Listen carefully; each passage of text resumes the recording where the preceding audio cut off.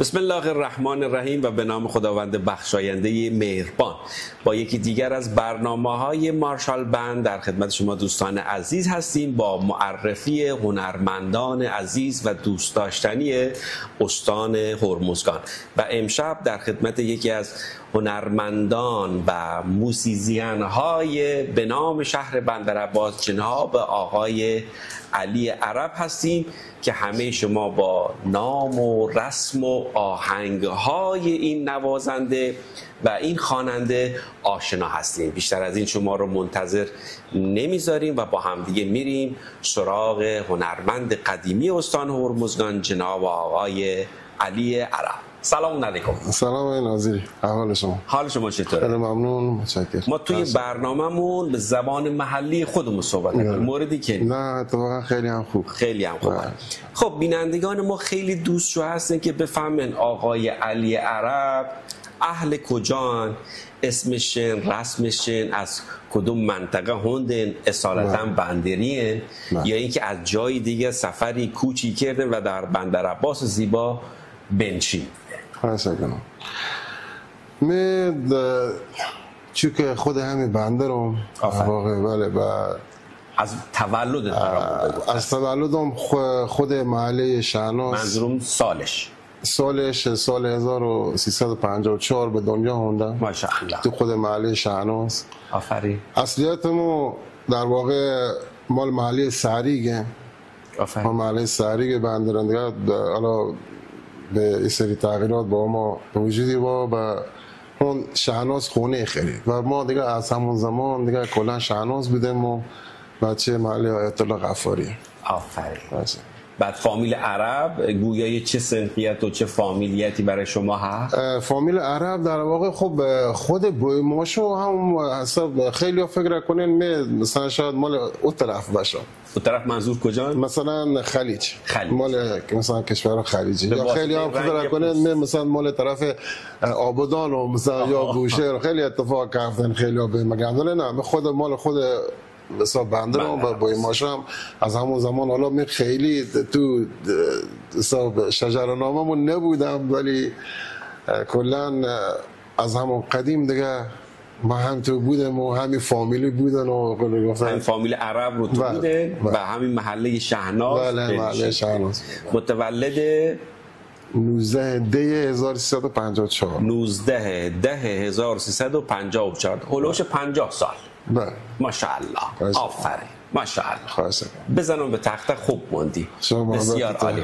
البته اگون که اونایی که رنگشون مثل مو و آقای عرب یک کمی تیرن معمولا در هوای گرم بندرعباس بهتر هم مونن. درسته که دم کنه ولی جا افته مثل برنج. بسیار عالی. آقای عرب موسیقی رو از کجا شروع کرد؟ آیا خانواده کلا اهل موسیقی بودن یا شما یکی جدا گشتین؟ اوکی من خدا رو شکر کنم که توی خانواده به دنیا آمدم که اهل موسیقی هستن. کلا خانواده با پدری ما از همون زمان با ما خودش جز مده زار بودن و گروه شو بودن، مده شو بودن و بابازار بودن. بله. خود بوی ما شو ایشون یکی از بابازارو گپ بندر بودن. علاوه بر اکثری که اوشی که به نام ملا جمعه عرب. ملا جمعه عرب. بله. خب دیگه به قول معروف تو یه خانواده به دنیا آمدم که کلا اهل موسیقی هستن و ما هم که دیگه اومدیم و مثلا مورا از همون کوچیکی که دیگه الان مفهمید که به قول معروف ما شناخت حالا دوره یه خیلی مفاهمی که مثلا دوره بر چه خبره مثلا ما دنبال با ماشا همیشه سر گزیزار هستیم، سر ماسن گزیزار کسر تازه. بله. ولی خب شروع موسیقی خودم سال تقریبا 65 سال 65 66 ما با ما کلا یه آدم خیلی با خدایی هست. آفرین. بعد ملا هم هست با ما به قرآن و ایشون هم خیلی خودش هم کل قرآن رو حفظه. آفرین. ماشاءالله. به خاطر همین به می فرستم مکتب به چیز حساب آموزش قرآن و بعد ایشو که ما که مثلا مدرسه اثریم و ایشو کلاس پنجم دبستان اثرم رفتیم داره مسابقات قرآن داخل مدرسه دبیرستان ابوذر همین محله سریع خودمون بغل تربیت بدنی. اینجا رفتیم برای مسابقات قرآن که بعد از اینکه حالا برگزار بود و ایشو شخصی هست به نام خدایار بود آقای رجبی از بچهای تهران مثلا مال کرج و اینا. اینجا مسئول امور تربیتی بندر، یعنی وزن امور تربیتی مؤسسه تو بندر و خیلی بچهای حتی مثل خدا بیامرز آقای ناصر عبدالله استاد استاد عبدالله و استاد قاسمی هم که یکی از بچهای درامر خیلی خوب بندر، هم بنده خدا به رحمت خدا رو و بقیه بچهای که خدا بیامرز آقای عوض‌زاده و اجیر رنجبر و حسن ملا و خیلی از بچه‌هایی که هستن میشه جلوتر هم معاصرن چون یخو گپتر از معاصر دیگه. ما همونجا آقای رجبی هوندو به ما ایگو که صدات خوبه نه عرب تبا بیه جز گروه سرود داشی. ما هم که از همون موقع یه جورای ارق به موسیقی هست ولی اونجا شروع ایز بود که ما رفتیم دیگه بعد از ظهرش متربیتی رفتن ما خب همون بود و دیگه موندیم دیگه تو موسیقی تا به امروز. ساز اصلیتون چه؟ ساز اصلی ما در واقع زمانی که توی متحدی شروع به ساز زدن هم که طبل ریز است زیر نظر استاد توحدی و آقای استاد روزخان و توری رو زیر دست خدای روزخان خدا رحمتش بکن توری رو بخون. حالا میز طبل ریز که یکی از سازه حالا سازه زهی هست ضربیه ولی دیگه می سازه مثل پیانو دوباره رفتم پیانو تسلط مثلا جاز و ایشو که درام حالوی هگن ایشان خیلی از سازه رو اکثرا روش شناختم است. کدوم یکی بیشتر باش حال کنی؟ کدوم یکی بیشتر خود پیانو کیبوردی که بعد امزه که بعد مثلا حالا بعدها خودم مزه و مخون حالا بعد از اینکه دوباره سبا و بچه‌ها هنر همکاری شد که و سازون کوبه‌ای. اولی شعری که تو خوند یادته؟ منظور امور تربیتین یا خود همون عنفوان جوانی و کودکی؟ عنفوان جوانی متربیتی که رفتیم یه شعری اونجا کرال ما خوند که رضاخان به من تکخانی که ایگو که تصداد خوبه و خدا یاری بگو جناب عوضپور هم هستم محمد عوضپور هم هسته و همکار ما هسته اون موقع هم چیز هستیم هم محمد شخون هم من خوند محمد هم تکخان هسته و اولین شعری که اونجا ما خوند یه شعر هست یه سروده در واقع سروده الان بخونم برای تو مال دوره معلمه معلم با صدای دلنشینش دهد درس محبت بر دل ما بیاموزد چه اسرار نهانی چه پیر آمد چه آمد بر دل ما. حالا من همشو حفظ نهم ولی یادمه. خوبه که بعد از 40 سال و هر یه تکشم خاطرته. آفرین بسیار عالی. اولین شعری بود که تقریبا بله ما اولین شعری که تو متعریتی شعر زارم که دیگه در خانه و در بله شعر زارم که دیگه بساط مثلا موقع که ما را حالا تو مراسمات ایشو که شاخوند ما حالا مانش گوش ما داده بعد معنیش هم بلدی معنیش خب کلا غنی و زار که حالا شعر خب در واقع تو چیز ماده زار اگن غنی یا غنا بله اگن غنی و اکثرا به معناش به فراخوانی حالا بله به دعوت. حالا بعضی غنیو مثلا چیزن به اطلاق بود به شخص خود زار یا نفرین بعضی غنیو جمعی بله. یه سوالی همه دوستان عزیزی که به قول خودمون سرحدی هست یا فارسوانه از ما پرسن و برای بنده خودم هم جای سواله این که این زار بیماریه یا این زار اون شخصی که مریضه یا اون باباین یا این مراسمه به کدوم قسمت این ماجرا اگون زار؟ نکن خود زار خب در واقع از همون زمان قدیم تو بندر که خودمون ما بودیم و اکثر حساب او اشخاصی که هستن حالا همون روحون سرگردونه که مثلا از خلیج بودن، از آفریقا بودن، از زنگبار بودن و خیلی جاها مثل کوبا بودن. مثلا اونجا حالا مراسمش با خود متفاوته، فرق کن. و ایزار مثلا همینطور هوندن ریشه رسیدن حالا به بندر خموکالا چیز بودن. بیشتر مثلا شخصی که زار اگن حالا عبود از یه نفر بگن، حالا چه بابا چه ماما، یا الان غیر از بابا ماما یه شخصی که زاریشه، حالا عبود فامیلیش بشد، مامش بشد، بپش بشد، آمش بشد، اینطوری بشه. از ایشو عرسه. خیلی بعد خیلی موقعات هم از خود فضا عرسه. از فضا القا ابو به شخص. بله، از فضا عرسه. حالا چون روحون سرگردانه، حالا مثلا میاد ارم بقول معلوم لب دیریا انینام زیر یه چوچ یا زیر یه مثلا لول نشتم خودم تنها، حالا مثلا تو حالا هوای خودم هم مثلا او هم اتاد مثلا اینطوری هم بود که بیاد سراغ. بعد به صورت موقت یا اگر وارد اون حال بود دیگه نه دیگه وقتی که هون وارد بدن بود دیگه موقتن. جن ابو موقت. بله، جن ما ابو موقت، چون ابو جن و اثر در بکنه. بله، و خیلی جنا هم هستن که ماندگار هم بله، شام مثل خود زار داخل بدن خیلی از افراد امانه. چه جالب. بله، ولی خود زار نه، خود زار وقتی که اون وارد بدن بود دیگه خارج نابود تا زمانی که زنده با شما زندگی کن. بله، زندگی کن، در واقع قشنگ زندگی کن. برگردیم به آهنگونش. دیگه آهنگ‌های زار یه جوری فراخوانه. بله. منظور از فراخوان چیه؟ فراخوان مثلا توی ماده او گازیزاری که اجرا بودن، یه مثلا آهنگوی یه غنی ما هستن که به همه زارونه. مثلا حالا یعنی یه تا بهش بگم، حالا مثلا چیز بکنه معروف غنی چه بخونم براتون؟ وره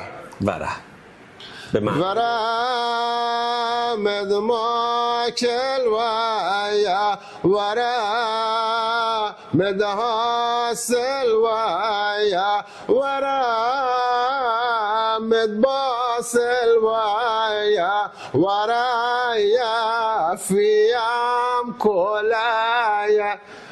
مثلا این مثلا شمایی که هستی حضور تا هستن تشریف بیاری و تو مجلس، بله تو مجلس و در دور هم بشیم و تو این مجلس شرکت بکنیم و شادی بکنی و انرژی خودتو تخلیه بکنی. ما در خدمت شما هستیم، تشریف بیارید. به چه زبانیه؟ بیشتر به عربی، آفریقایی. یعنی این الان لهجه عربی یا آفریقایی؟ این عربی هست. بله، عربی بیشتر آفریقایی و عربی.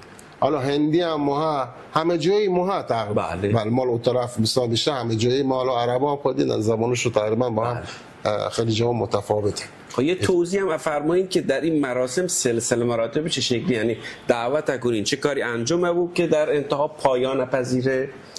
خب مراسم مثلا یک مریض زمانی که یک مریض اتارن، حالا در دلیلی مریض بوده، چون زار وقتی وارد بدن تبو تو بدن بعضی اشخاص به اون شخص شل کن، مریض کن، پاشا کرده.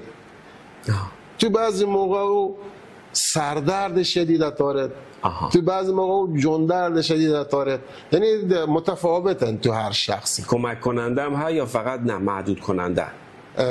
زمانی که هنده محدود کننده، کمک کننده نه، تا زمانی که نه یه پهلو بابا پهلو ماما و روزیش نکنی.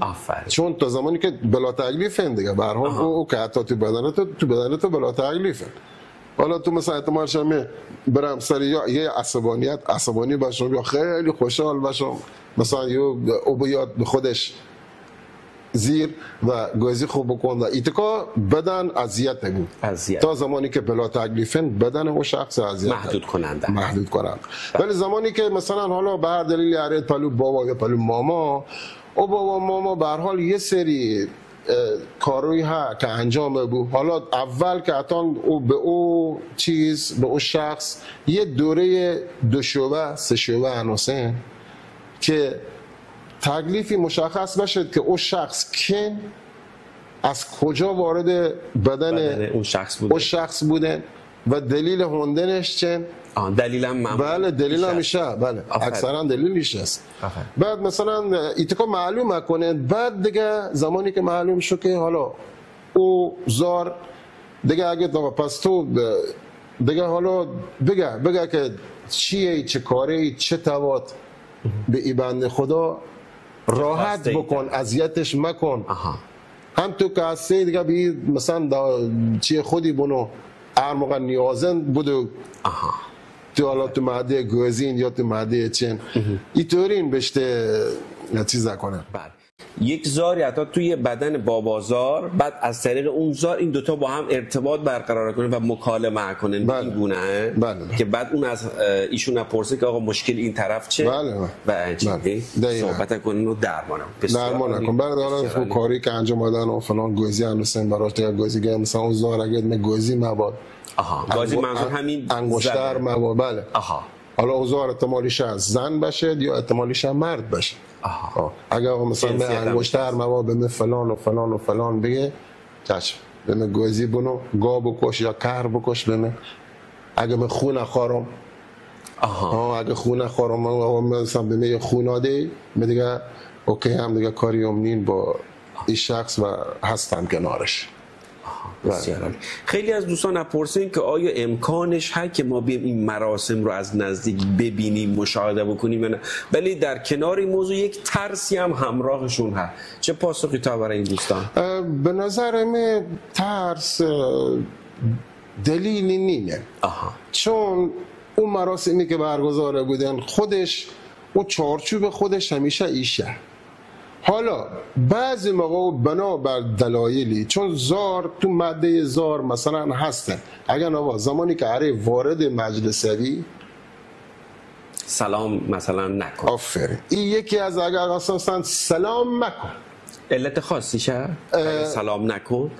علتش که مثلا در واقع اگه یه جورای خوب نن، یعنی به مثلا کسی که زار اثریشن ای خود سلام کردن و یه چه مثلا بددان یه جورایی در فرهنگ و آیین اون در فرهنگ و آیین خود و مثلا تو اگه داخل مجلس اگه آقا تو با جوراب نباید بری تو مجلس، حتما باید قبل از اینکه وارد مجلس بشی حالا هم دم در حیات یا هر جایی هست تو با کفش و جوراب در بیاری. اگر کسی این مسائل رو رعایت نکن چه اتفاقی افتاد؟ این مسائل رو رعایت نکن ایشون مغایرتی نینن با اصول عقاید، هم با اصول عقاید و مراسم مغایرتی نین و خیلی جا ممدینه خودمون دیده که اتفاق افتاد که او بابا بلند بودن تذکر که هیچی بلند بودن حتی نهرشی کردن. همون نهر کردن نیب دادن باعث بودن که او شخص زار بگن. بله بسیار عالی.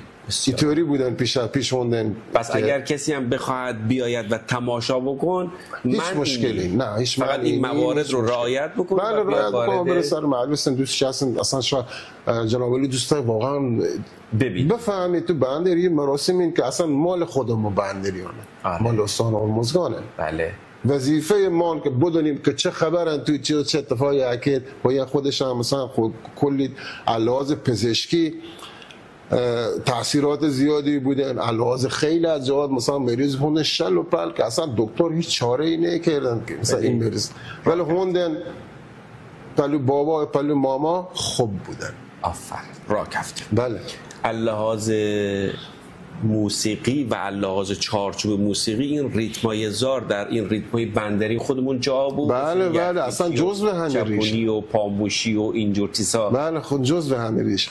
اصلا مثلا من الان اسم خاصی چه ریتماش؟ اسم خاصی نین. منظور که توی ریتم چپونی، پامورقی، یختیچی اینها جا بود. یه شاخه ای از خود ریشه موسیقی اصیل بندرن.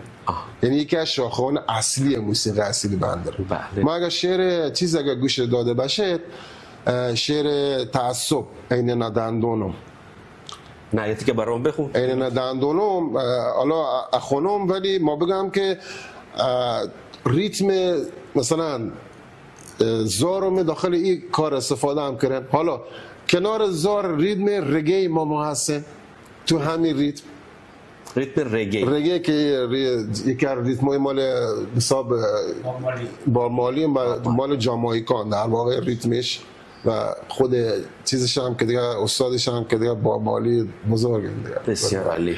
ای وای دندونم بله ای نه دندونم ای نه دندونم تو دست مگه و جانم که مزن مردمم تو دست مگه و جانم که مزن مردمم. این سنگین بله مثل یک مننگ این شعرم در واقع مال خدا بیامرز استاد زیبا شیرابانه که یکی از موسیقیدان قدیم بندرمونه و خدا رحمتش بکن. خیلی در واقع ما مدیون اوشونیم، بسیار مدیون اوشونیم. به خاطر چه؟ به خاطری که خیلی چیزایی که خود شخصمه از لحاظ موسیقی بنده رو من از اوشون و یه خب الان خوب صحبت کردیم و خیلی از بچه‌ها خیلی از مردم کار ما ببینن دیگه از مصاحبه رو ببینن و یه پیشنهادی که ما موسیقی بنده رو آقای ناظری خیلی زیبان اینقدر زیبان و شاخه‌های بسیار مختلفیشه و توصیه کنم به دوستان که مخصوصا هنرمندایی که کار موسیقی کردن بیان و بیشتر مطالعه بکنن. حالا همینجا اگر امکانش یک توضیح راجع به شاخه‌ها شده اجمالی کلی که چند شاخه تو چه دستگاه جابی چند ریتم ضربی مهم. خب نگاه کن ما تو خود بندر حالا کارم تو خود شهرستان بندر و حالا جزایر و ایشو ما هر کدوم از خود بندر جزیره سمت لنگه سمت بستک سمت میناب سمت ایشو هر کدومشو به نوعی یه ریتم شوه. بله مثلا که کلش هم ریتم هرمزگان. بله مخصوصا طرف حالا غیر از خود بندر مخصوصا طرف مینا و ما چند شاخه و ریتم حتی سمت خود حاجی آباد او ریتم مثلا مال حاجی آباد هم یه طوری دیگه. یعنی ما وقتی حتی این مجموعه رو جمع کنی اتوری اصلا چه بگم حیران نبی. یعنی وقتی اگر ما مثلا موسیقی غنی ما چه از لحاظ نوا چه از لحاظ ریتم واقعا ما و توصیه کنم که بیان و مطالعه بکنن. بسیار عالی. توصیه کنم که حتما چون خیلی زیبا البته کارو قدیمی اینجا اگه اجازه ده اخونم. بله حتما با کمال میل لذت ببرید. اگه ستم مکن یار ای ستم مکن یار ما میل به تو داریم به ما ول مکن. مثلا نوای موسیقی بندری اینه. بله چیزی دیگه مقام حسینام یه جورایی وارد بود که شرط. بله دقیقاً بله اگه ما نوامو همه یعنی چرخش خارد یعنی یه جورایی اره اوجا دور اگه اتاد اره تو تعزیه‌ها تو زارت‌ها. آفرین بسیار عالی. خب مثالای بیشتری برامون بزن. خواهش می‌کنم. مثال بزنم دیگه مثلا ما الان مثلا سمت چیز که ما مال زهری ما حسینی ما و ایشون اصلا کلا ریشه موسیقی بنده برگرفته از همیشون که زیبا کن. مثلا ما نوای پاتوبیتی ما اینقدر زیبان پاتوبیتی که پا منبر خمو سوزی و ازنه. بله مثل چی؟ الا ای ساروان بله الا ای ساروان بحر الهی شترها را مخوابان به حق احمد و محمود و مستر دل زینب مسوزان. اصلا این نوا واقعا نوای پاتابوتی. بله بسیار هم تو بنده بزنن هم تو مینه بزنن اکثرا. بسیار عالی. بله دیگه ولی مثلا ما الان خیلی دیگه موسیقی دیگه ما سمت جاز، ما سمت کهنوج، ما که الان کهنوج خود دیگه رفته زیر نظر استان کرمان، ولی خود در واقع روابط همون و بنده بود. بله خیلی شعران زیباییش فرهنگ غنیش هست و آهنگان بسیار زیبا. بسیار. از اون سم چیزی خاطرت هست؟ یه تا کاروش که من از استاد بحرینی عموما خدا رحمت میکن، از معلمان قدیمی بنده هست. بله. شاعر هست استاد بحرینی هست. بله. این تا شعر اون زمان که من خوند کار جنکو یکی از شعران معروف او طرف. آفرین جنکو معروف. بله. جنکو هست و عموما هند یه تیکه دیگه هم ما زبان بلوچی حفظه. بابا ما هم همینطور، با ما هم زبان بلوچی حفظه. بعد اون اضافی که مثلا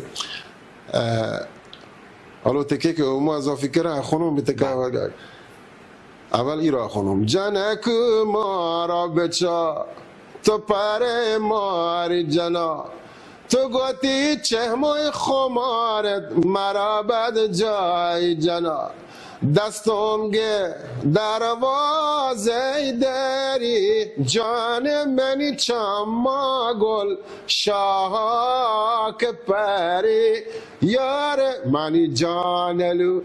خیلی جالبه. یعنی من شاید چیزا که آقای بحرینی اضافی که کدوم هست؟ همین دومی هست. دستم که دروازه داری جان منی چما گل شاهک پری یار منی جانلو. ماشاءالله. واقعا قشنگه. واقعا خیلی جالبه. و هم موقع اون موقع خب چیز از استودیو نه، زمانی که مثلا ما تو خونه با دک کار رو ضبط ما که و چند تا آلبوم هم زدم موقع با کاست و ایشان هم جز یکی از آلبوم اون موقع هست. خیلی هم جالب هست. بسیار عالی. بسیار عالی. خیلی خوب.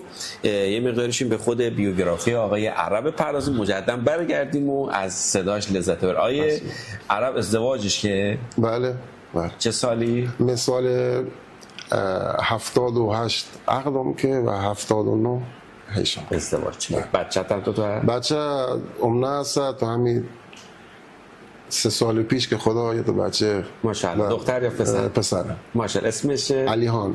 علیهان عرب. علیهان به معنای مانند علی. بله مانند هدیه خداوند در واقع. آره ما یه جایی میشنفتیم که به معنای مانند علی هم معنیده. بسیار علی زنده و سالم و سلامت به بسیار عالی و خوب. آقای عرب الان چه کاری انجام بده؟ شغلش فقط موسیقیه؟ نه سوای از موسیقی تو شرکت فولادم و با مینیبوس سرویس برام انجام بدم. برای مسافران اخونی یا نه؟ ها یه موقع دل ماکش دلشو واضح بود. بسیار عالی. بسیار. پدر و مادر در قید حیات هستن؟ پدر که به رحمت خدا رفتن سال 69 ولی مادر هستن خدا یار بود و بالای سر ما. بسیار زنده باشن 120 سال عمر باز. نظرتون راجع به پدرتون بگو. پدر بسیار به ما واقعا چه بگم، انشالله که بهشت بهمین جاش بود. یکی از این خیلی مهربانه یادم، خیلی بزرگه یادم. الان فهمیدم که مثلا باب ما واقعا چه شخصیتیش است. و مثلا یکی که همیشه مدیونشم زمانی که خود باب ما خواننده مده زار هست، یعنی در واقع تو مراسم زار اونجا خودش دهل شده و غنیش خوند و خیلی که او مردم که هستن جواب شد. یعنی در واقع باب ما خودش خواننده چیز هست و علاوه بر او رئیس ستاد هماهنگی او زمان هست اتوتاش. بله هماهنگی مال شورا کل شورای محلات. با ما رئیس اونجا هستن بسیار. و یه تقریبا 2 سال تقریبا بین 2 سال و نیم تا 3 سال هم رئیس اداره گمرک مال جاسک بودن با ما. آفرین. بسیار عالی. به خاطر این میگم زبان اورایی بلوچی مسلط است و هم زبان عربی مسلطه و هم عربی هم به خاطر لنج و دریا و کلا به خاطر دریا و خودش هم که حساب خود اهل قرآن کیشه است، همون زمان خودش هم حساب خیلی عربی رو کامل یاد گرفت. بله. الان سواد هم خود دیگه دیپلم قدیم میشه است. ماشاءالله. بله. آفرین. بسیار عالی. نظرتون راجع به مادر بگی؟ مادر که دیگه چه بگیم، مادر دیگه اصل کار مادر، هر طوری فکر بکنی مادر بی‌نظیره. آره. پدر یا مادر جمله‌ای بهت شگم که خیلی برات مهم بود و مثمر ثمر بود داخل زندگی؟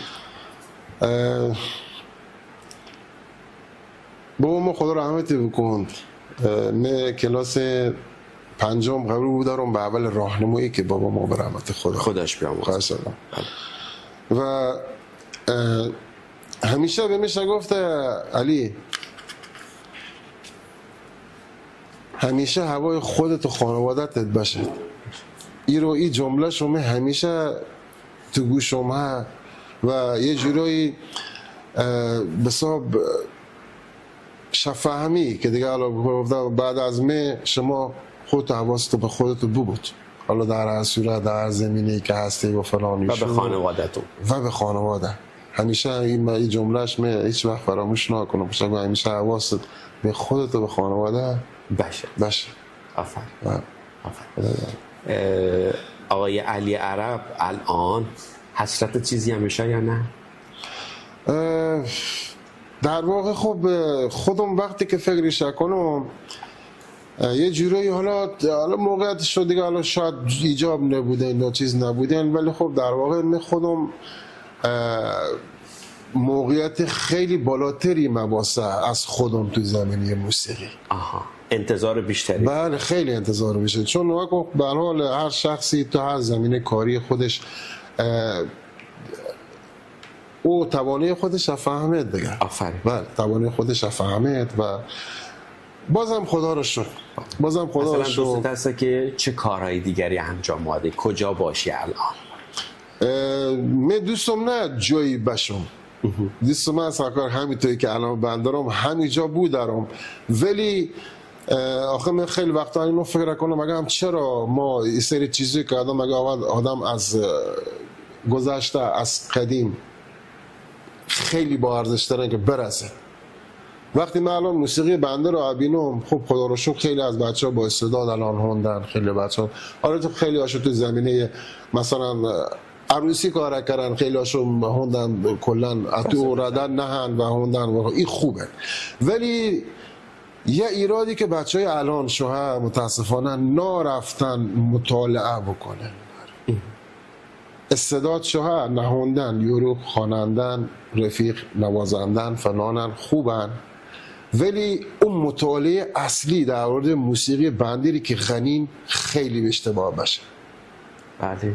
و من الان به شخص خودم دیدم که یه رسالتن که باید برسه. مثلا خیلی از بچهای دیگه، خیلی از همکار ما مثل خدای مرشد میرسمی، خدای منصور وزیر، خدای بچهای دیگه هستن که مثلا شاید به نظر من الان فکر کنم نظرشو بر همین درسته. چون یعنی موسیقی ما فراموش نبود. بله دقیقاً یه رسالتن که برسد، باید به نسل جدید برسد. من علی عرب اگر چیزی دارم الان وظیفه من که برسونم به 4 تا نسل جدیدی که ادامه روند کارو بگیرن. آفرین. زیبایی کار ما فراموش نبود، اصالت ما فراموش نبود. ما الان زبان بندیریم متاسفانه از بین رفته. بچه‌هامو صحبت نکنن. بله بچه‌هامو صحبت نکنن الان. بله.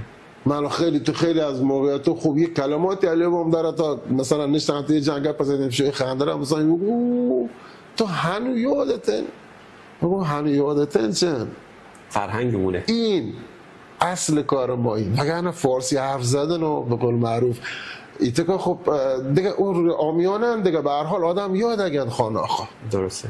ولی او اصل زبان بندری خدا بیامرز استاد حبیب زاده اونجا اجرا موکه. بعد اون دوداتی سالون لیشتم پهلوان نشیم صحبت موکه با هم آخری کار که خداویزی موکه یادم نارد ایگو که چیکن یه توصیه بهت تا نکنم با چیکو خب بندری گپ بزنی. آفرین. یعنی این زنگ صداش هنوز تو گوش من، زنگ صدایی که گفت، چون من از همینجا اگم که واقعا باید با چیکو خب بندری گپ بزنی. درسته. چون یاد اگرن فارسی یاد اگرن، عربی یاد اگرن، انگلیسی یاد اگرن فلان، ولی او اصالت ما همیشه باید حفظ بشه. بسیار عالی. حتما سعی کنیم از امروز ما با بچه‌هامون اشومی صحبت کنیم، شما با بچه‌هاتون بندری صحبت کنید. هر کدوم از هر جای استان هرمزگان هستیم بومی صحبت. وقتی من گفتم بندری یعنی کل استان هرمزگان دیگه. حالا لهجه‌مو فرق کن، این طرف اوران، این طرف این تو گپ بزن. چقدر هم زبان زیبایی. بله بسیار عالی. خارج از کشور هم تشریف دوم برنامه اجراتون؟ بله ما خارج از کشور که یه تقریبا حالا بار اولی که اصلا خارج از کشور رفتم کشور آلمان هست. آفرین. برای موسیقی تئاتر رفتم و با آیه استاد نوری نصب و استاد خلو کمر راستگو و استاد کمالی. این 4 نفر رفتیم. چیز مال تهران هست، چیز آیه زاری، آی کوری زاری. بله کوری زاری هم بازیگروی اتحاد رسانه که ایشان در چیزی جواریشو رفتیم آلمان. بله. و بار دیگه بعد از اون بار دوم که برای یه چیز هست جشن ملی ایران هست تو کشور مجارستان. شهر بوداپست. آفرین. بسیار شهر تاریخی و قشنگی. بله بسیار زیبا است. اونجا رفتیم اجرای موسیقی ما که روز 20 بهمن چند تا از سفیران کشورهای مختلف دعوت سفارت ایران هستن داخل بوداپست مجارستان. شما اونجا اجرا ما اونجا هم که ما با شما نماینده تمام استان‌های ایران. بله نماینده تمام استان و سفیر ما هم اتفاقا تو که شهر بوداپست بندری هست. بله مال کلکودی هست آیه ایروش. بله. بسیار اونجا سفارت اونجا هست. اصل ایشون سال برنامه چیز شد که ما رفتیم و بعد از اون دیگه تقریبا 4 بار تا 5 بار هم رفتیم سوئد.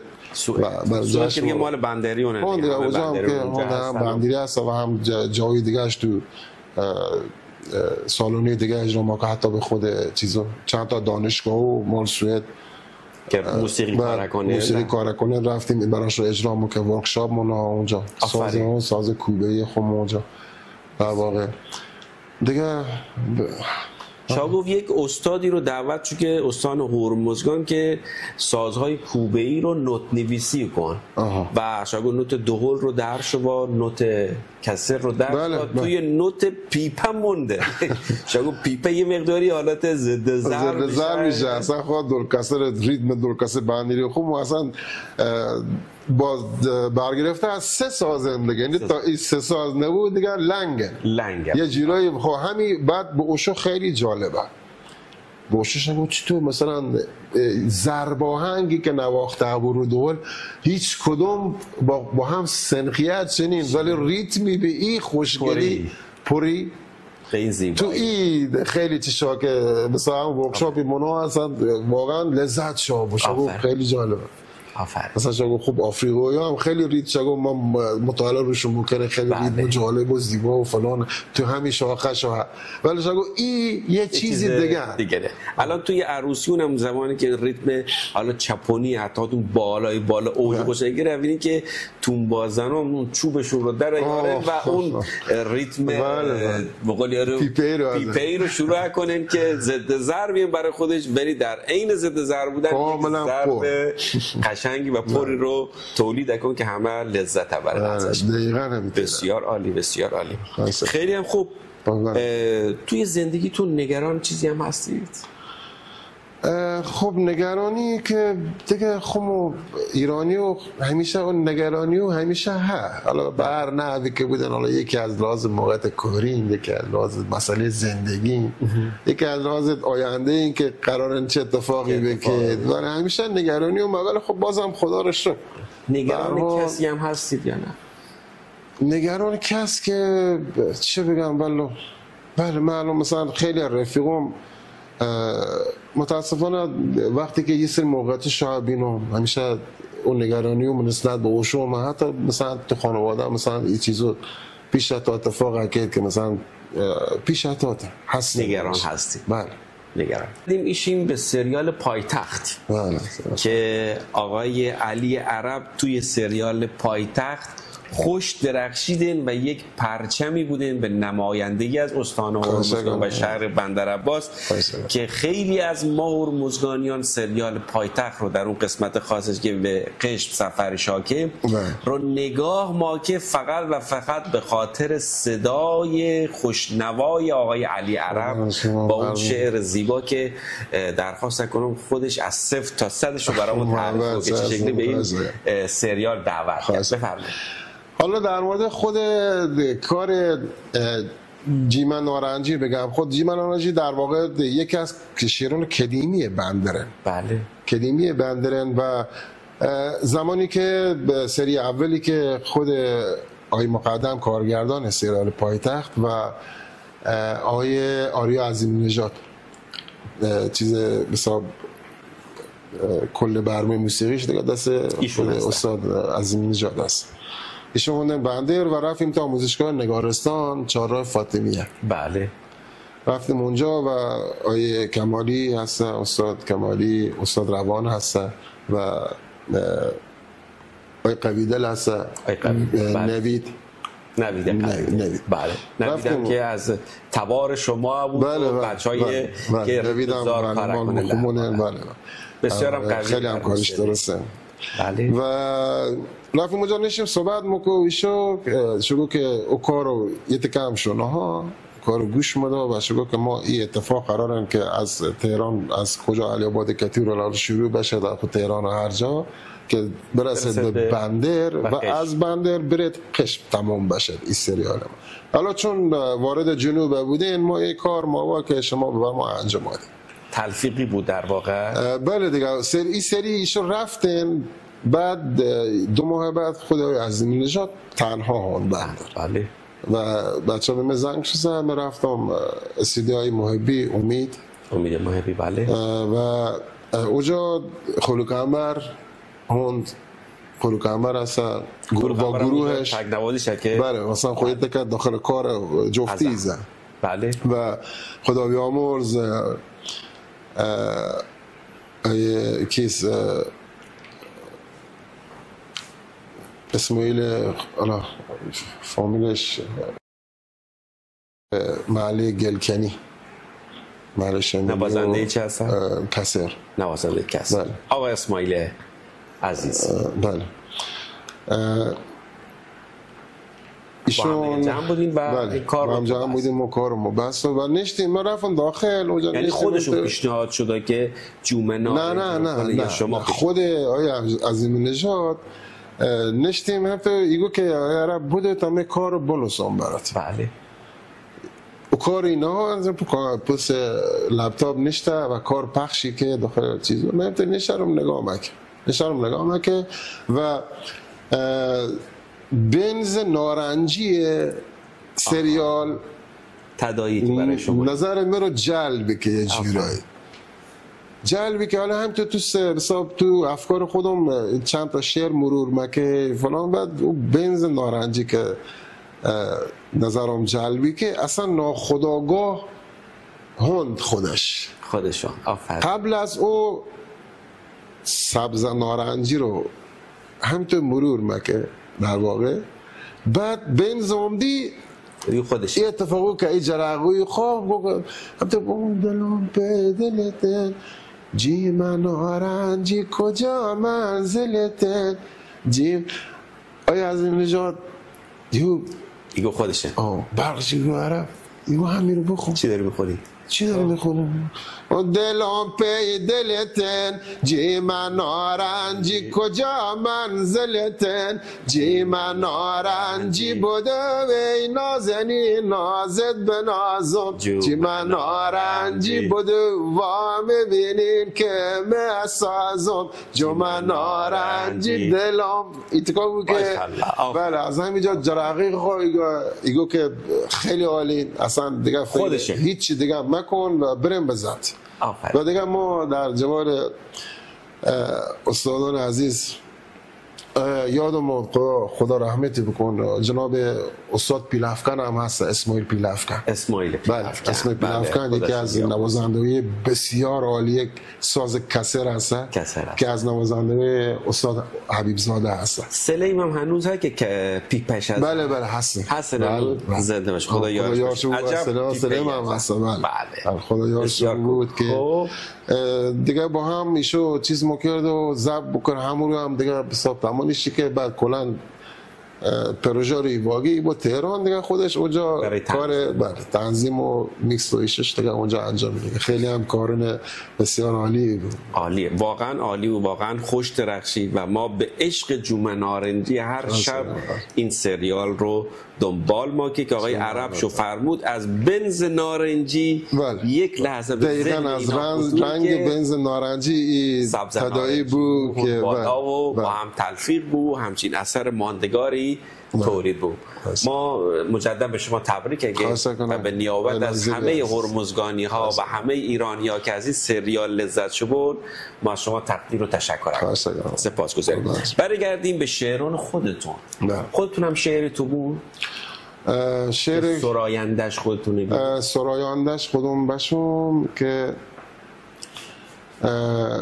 یه شعر هست او زمان هم تو چیز موزه تو کاسه که کاسه موزه باشه به نام بازار بله آشنانی برام یه تیکش برامون خب ببینید معمولا با آهنگان بندری آشنا اگه به بازار و می با چشم سیاهت چه ارزانمی که برق نگاهت گناهکاری و نا بخشم گناهت تو با کم قافله سفر نکردی سفر دنبال کم کافر نکردی به بازار و می با چشم سیاهت یکی از شعران هست که آفرین بله ماشاءالله و دیگه بقیه شعرها که دیگه مال شاعران هست آقای عرب این آهنگون فراموش بودن باید بازخوانی بله 100% ان شاء الله یه پروژه هستن که قرار ان شاء الله مثلا همین به بازار رو میبو چشم سیاهت چه ارزونمی که برق نگاه ارزونمی که برق نگاه به ماشاءالله یه قولی باید به ما دی حتما این رو بازخوانی کنیم حتما انشالله با ریتم و سبک و سیاق جدید حتما بسیار خب دیگه از آهنگان جدید خودت دیگه بساب آهنگان جدید که اون کار دلدیریایی که بازسازی بود که با آقای فاضل پیش اون دلدیریایی اون زمان با استاد حمید سعید و حمید قاسمی این کار رو اجرا میکنه چه کنه دلدیریایی شبا توی کنسرتتون اجرا که مهنت و غم بکشه بله یعنی در واقع یک شعر قدیمی فولکلوره که با الکتریک زده بود بله الکتریک زده که برای خدای حمید سعید الکتریک زده که دیگه بعد با پیش ما اوندیم این کارو بازسازی که با تنظیم آقای پیش که خیلی هم پیشنهاد کنم گوش بدیم یه تیکه برامون تقاضا کنیم که چشم بارونی شبا که جور شبنم بکشه کوهی از سب شبا که جور آدم بکشه دل که شیدوی نبو عشق طبیبی نبو سر که شوریدن بو حسن سیبی نبو دل دیریوی شبا که مهنت و غم بکشه سر سودوی شبا که بار ماتم بکشه آفرین ماشاءالله آفرین چقدر رمانتیک این شعر. ما داخل تالار مرکزی توی کنسرتتون این رو با خانواده گوش مدا و مونی فهمید که پس از یعنی در عین گوش دادن این شعر باید اشک بریزیم یا باید لذت ببریم که روایت کننده یک غم دیرین است که از دل شاعر سراینده این شعر که سراینده این شعر رستم پروازه مال معلش میلیونه. آفرین. بله یه کور نم نابینا. نابینه مادرزادی یا نه؟ نه مادرزادی. جدی؟ بله نابینه مادرزادی. هنوز در قید حیات هستن. هنوز در قید حیات. چرا خوبه او که اگر اصلا همیشه باگردش تو محله سید کامل، تو محله عوضیو، گلکنی، محله 20 بهمن، خود محله شمالیو، پوشهر اینجا و اصلا تمام این منطقه رو اگردت. آفرین. چه قلم توانمندی همش. بله بسیار حس قشنگی شده. بسیار عالی. دیگر شعر خودتون؟ دیگر شعر که باز یک کار دوباره با فاضل پیش موزه از سرودهای استاد سال سنگبار هست. سال سنگبار خدا که موزه تقریبا 3 سال پیش به نامه وقتی بارون باره بوده پشتشم بهار بوده پای پنجه قاین روز وقتی گزیزاره بوده اون زمان سال خوشه بود. اسم خود کارم سال خوشه بود. سال خوشه بود. اون زمان سال خوشه بود.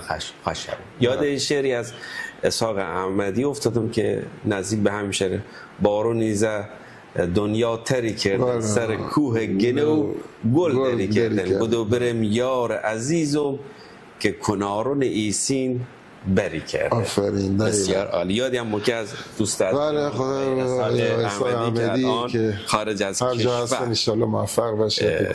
که یکی دو تا آهنگ یعنی شعرون زار برامون خوند که ایشون برای قسمت پایانی برنامه‌مون دیگه. مردم خیلی این صنعت و این مراسم زار رو دوست شده هستن و شواهد این که خیلی نزدیکتر ان شاء الله اگر اون یک برنامه دیگر با اطلاعات از پیش تعیین شده بیایم و تخصصی راجع به این موضوع حتما ان شاء الله. حتما الان من خودم سری تحقیقات چیزا نوشتم، سری کارا نوشتم در مورد این مطالب خود زار. آفرین. که خیلی از اطلاعاتی هست که ما مردم ما خبرش نیم که مثلا چه اتفاقاتی هست که چه چیزایی ما هستن توی زمینه و به درد چه چیزایی اخاره چه کارهایی اخاره. خیلی از چیزا ان شاء الله که خدا قسمت بکن که بتونم این کارو انجام بدم. بله انشالله. بله بریم سراغ نواهای زار. بله نواهای زار باز. یکی ور برامون تو خون. بله وره. و دیگر یه تن از غنیون زار اگه تن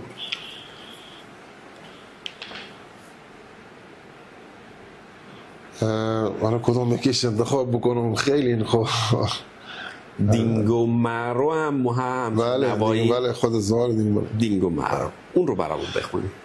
دینگو مارو ایلوا دینگو مارو ایلوا دینگو مارو منم کولیا دینگو مارو منم کولیا دینگو مارو ایلوا دینگو مارو دینگو مارو منم کولیا دینگو مارو منم کولیا مایا یا لیوا لیوا مایا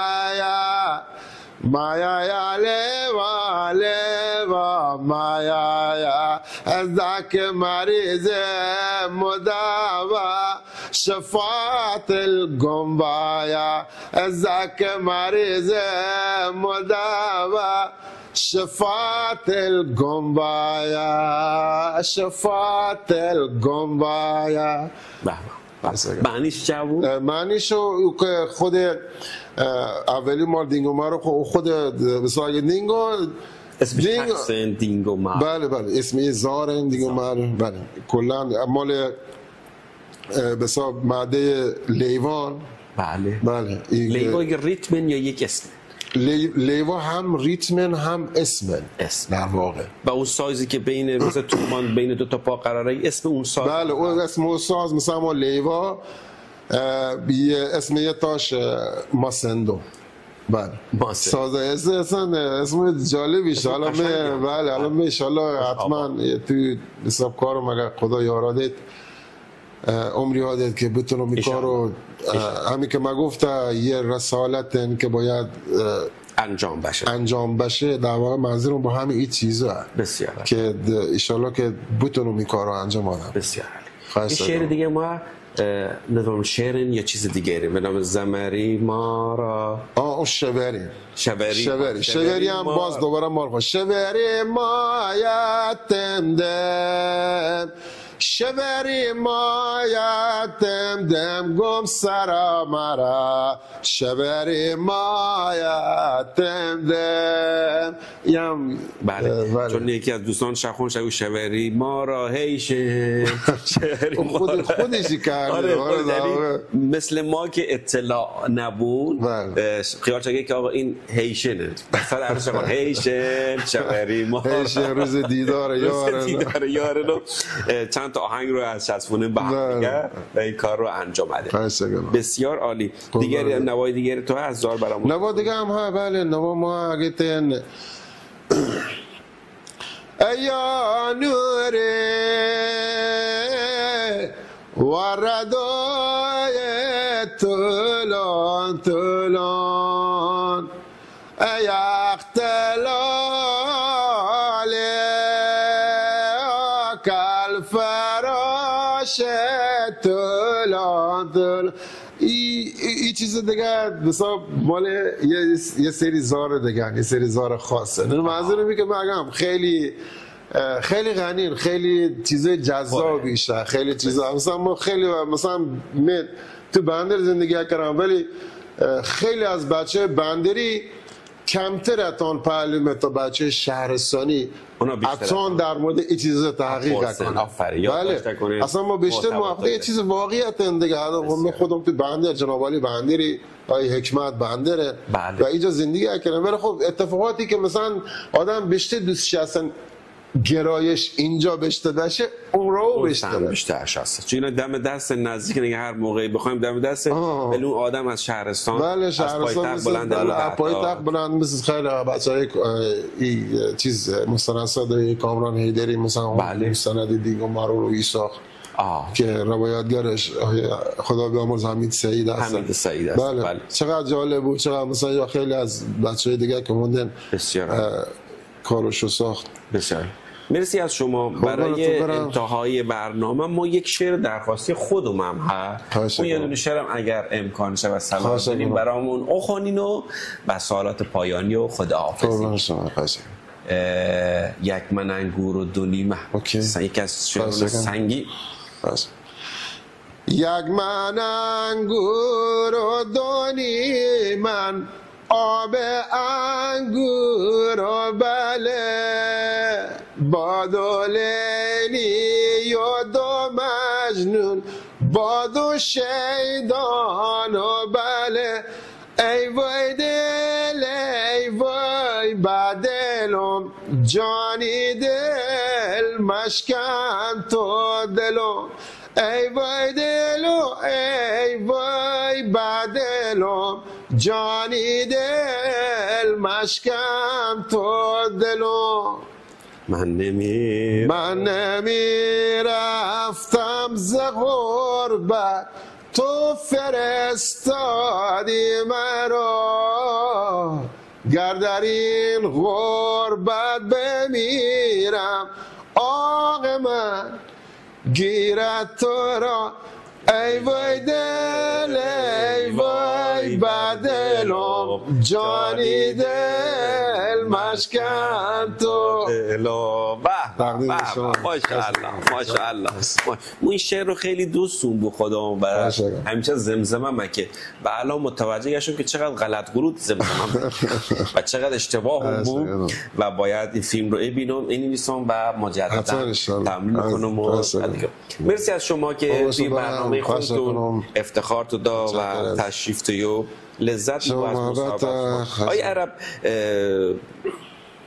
ما وقتی که ما توی برنامه به دوستانمون نگوییم هنرمندان یه نصیحت ما رو کن، یه نصیحتی که به درد هممون بخوره یا کلامی که به عنوان یک نصیحت جایی تشنفته باشه که خیلی مثمر ثمر بود اون رو برای ما تعریف کن.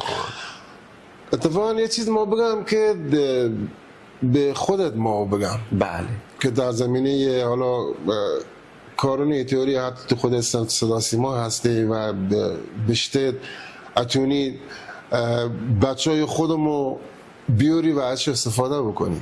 آفرین. بله. و بها دادن به هنرمندای بندر که یه کار سخت بوده در واقع درست. چون ما کار کردم از خیلی وقت این کار کردم و این پشتوانه و این چیزو پشت حساب ای که بچه بندر بشن نینن متاسفانه درست. و شما به عنوان یه رسانه به نظر من خیلی کارو زیاد اتونی انجام بده، یعنی اتونی بچه ها رو بیاری معرفی بکنی و حتی مثلا حمایت کننده پیدا بکنی تون به بندر به بچه های هنرمند که موسیقی زیبای ما رو حالا من گفتم موسیقی حتی در زمینه تئاتر حتی در زمینه هنرهای نمایشی حتی در زبان اصلا خیلی چیز ولی خب موسیقی دیگه به خاطر محرومتر بودن از بله چیزای دیگه. امیدوارم که حتما اتفاق بکت به امید خدا. با امید خدا. صحبت پایانی چیزی با بینندگانت هستن که بهشون بگویی با مردم بندر عباس یا تقاضایی درخواستی چیزی هست؟ خواهش کنم مردم بندر که همیشه به من لطفشو بودن و محبت توصیه خاصی هم نین. به هر حال مردم ما او خونگرمی همیشه تو خونشو هستن و از این که بها دادن به بچه ها حمایت کنن از بچه ها، از بچه های موسیقی، از گروهی که هستن و همینطور دوباره اگه هم که بیان و مشارکت بکنن شرکت بکنن تو کنسرتون خودمون مال بچه های بندر شرکت بکنن حمایت بکنن. ما الان کنسرت ما هستن خب خواننده ما تهران اتحاد با گروهش خواننده خوبی هم ما هستن اتانی اجرا کنن و مردم استقبال کنن. همین استقبال بله این همین استقبال رو از بچهای بندر خودمون هم باشه بله یا توی مجالسی که اداره هستن از گروه‌های موسیقی و بومی محلی من خودم استفاده کنم مثلا قشم کیش مجالسی که از شهرستان خواننده خب چرا باید اتکا باشه خب همه چی ما هست به نحو احسنش هم ما بله آفرین. فقط یه ذره اون نگاه اگر بشته باشه هم موفقیت تو زمین موسیقی ببینیم همین که دلو بشته به هم نزدیکه بود بله. و وقتی دل به هم نزدیک بود خیلی اتفاق جالبه دیگه. حالا هم حمایت بحث اسپانسرن بحث چیزی دیگه که ان شاء الله حتما اکیت و امیدوارم که اتفاق امید خدا. ممنون و متشکریم از جناب آقای علی عرب دوست داشتنی با وقار صمیمی با اطلاعات بسیار بسیار زیبایی که بهمون واقعا یک ساعت زمان کمی که پای صحبت گرم و صمیمی جناب آقای عرب بینیم. ان شاء الله که فرصتی بود در فرصت‌های دیگر از شما هم تشکر کنم که افتخار دادید به بنده. خواهش کنم زنده باشید. برنامه جناب آقای حکمت استاد عزیزمون استاد عزیز و امیدوارم که همیشه تو همه روند کار موفق بشید. سپاسگزارم. ممنون متشکرم. ما از آقای عرب خداحافظی کنیم و یه تقاضای آخری هم ما که خداحافظی که موقع خودشون هم یه خداحافظی کنن و مردم عزیز هرمزگان و ایران و دنیا رو دعوت کنن به یک شروند. خداحافظی کنم از حضور آقای علی عرب هم خداحافظی کنم و این تریبون رو ادام خدمت من قبل از شهروند خوشحال بودم که در جمع شما و مردم عزیز و استان و کل ایران ما هستم و دنیا که شما تو گو بله و همه رو به خداوند بزرگ اسپارم و یه شهروندم تقدیم به شما. مرسی از شما. منتظریم با کمال می اشناوی بفرمایید. آخ دلم غم شو بارن، غم شو بارن، مثال کوه رو در نم شو بارن.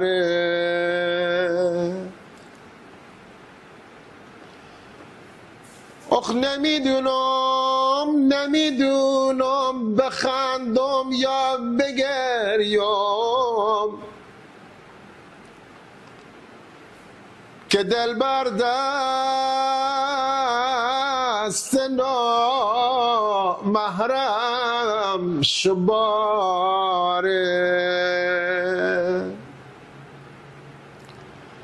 اخ به پا کفش هنیر دو نداری، به راه رفتن چه کب که کوه زاری. تقدیم شما. سپاسگزاریم، ممنون و متشکرم. یا حق و خدا نگهدار.